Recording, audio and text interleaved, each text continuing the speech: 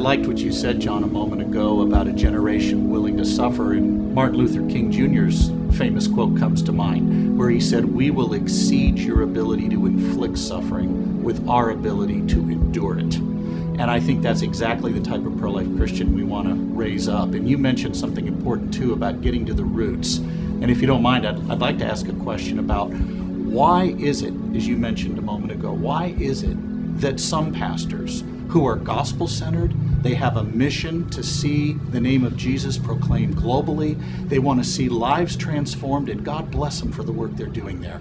But yet when it comes to this issue of abortion, they view it either as a distraction where this is going to move me off of my gospel focus, or they view it as a secondary issue that really doesn't deserve the focus that some pro-life Christians would put on it.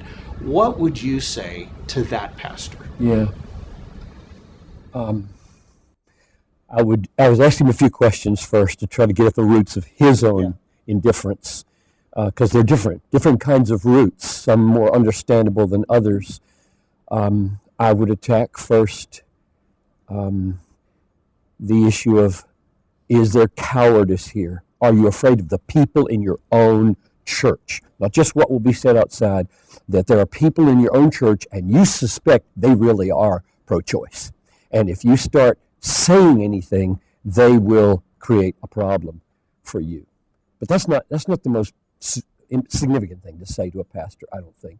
I think the most significant thing to say is, look, sort through this issue of so-called social issues and gospel issues down to the root and figure out a way to preach at the moral dimensions and the spiritual dimensions and the gospel dimensions of all the so-called social issues.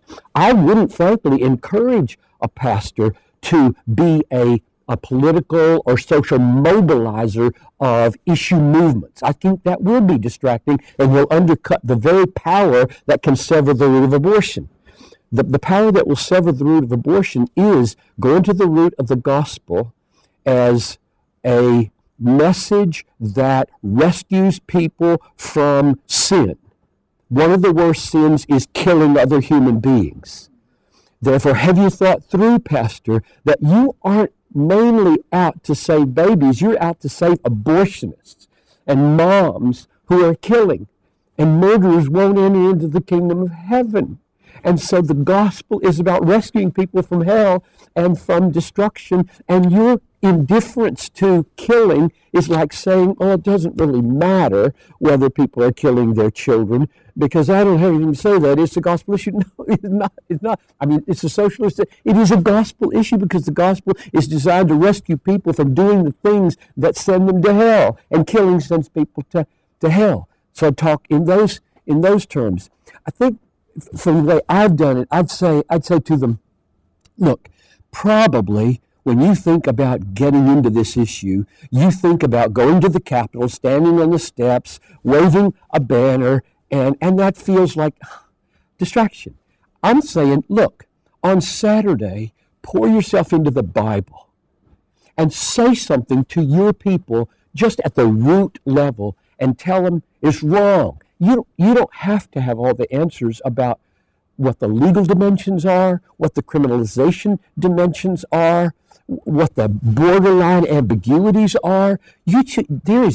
I've preached for, 20 years, every Sanctity of Life Sunday on this, and every time I've said, now what can I say this time that will get to the biblical roots of this? So I would just plead with those pastors to go at this at the gospel root level. There are ways to do that. Don't fret about being typed. That's one last thing maybe I should say, because I know a lot of younger pastors desperately don't want to be seen as right-wing, moral majority, if anybody remembers that term. They don't want to go there, and I don't blame them.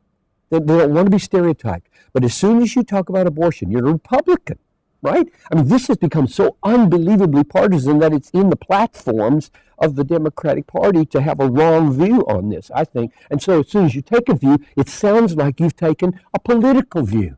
But they can address that. They can say clearly. And the way I've done it is to say, okay, we're going to talk about racial issues on Martin Luther King weekend, and the next weekend we're talking about sanctity of life. This is a Democratic issue, and this is a Republican issue. We're neither. We're Bible people, and if it looks like we're Democrats one week and Republicans the next week, so be it. We're not.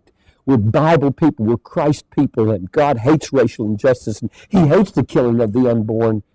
I think you can help pastors feel that there's a way to do this that's not partisan. If the pro-life movement did a better job positioning the abortion issue within the larger struggle for human equality, would that be a plus for these pastors? It would. I mean, but I almost don't want to argue that way. It's so true. It's so right. I mean, why, for example, is opposition to human trafficking right now everywhere and loved? Yeah. And rightly so. Well, yeah. It's because nobody's going to criticize you for it. That's right. Nobody's going to criticize you for it. No Democrats are going to say that's taking away the rights of a woman, or the rights of the pimp, or whatever. They're not going to say it. You have nobody on your case. With abortion, Satan has done his murdering, deceiving work in this nation and around the world, but particularly, I think, in this nation, to make this look like you're some kind of right-wing fanatic with lots of cool people opposed to you on this. And therefore, the courage to stand for that life issue is greater than the courage to be involved with more popular social issues today.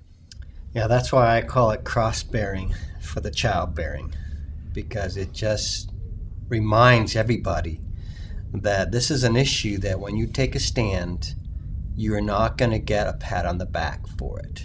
You know, you have to get your satisfaction from a different place than the world, and you become the target of the world's animosity. Or you know, I've watched this. You will get a pat on the back from the wrong people, meaning perceived wrong people. I mean, I have people I know I don't want on my side on this. You know what I mean? I mean, they are weird people. They're people who don't say it right, and they pray the wrong way.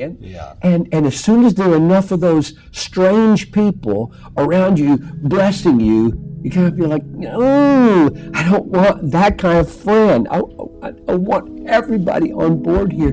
So it's the courage not only to be criticized, but the courage to be befriended by people who will make you look weird. Yeah.